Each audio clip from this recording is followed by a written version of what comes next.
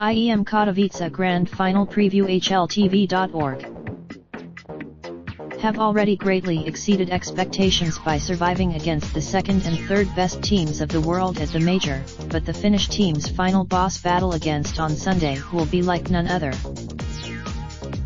CS:GO major history is filled with unexpected runs, from S at DreamHack Winter 2013 to S at ELEAGUE Boston 2018.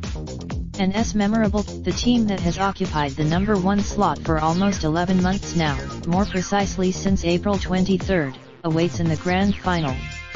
Touted by fan, that loss could be a crucial piece of information as it was on Mirage, one of S best maps.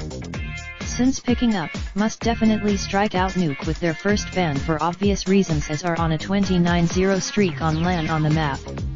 Will almost certain, after the sides ban Nuke and Cash, we are quite likely to see Train picked by and Inferno selected by the Finns have won the last 9 Train games they played, while are unbeaten in 12 on Inferno. Should then ban D, the veto process is important but because are great on any given map, will have to fire on all cylinders when the final kicks off. They can't afford to reign supreme on almost all statistical departments. The Danes have a 5th best numbers are in the trading department as they are the 3rd most successful team at IEM Katowice in terms of avenging fallen teammates. And company have S performances so far suggest that trouble awaits them in the pistol rounds. With only 8 pistols, be that as it may, numbers aren't everything and wouldn't be in the grand final if they were.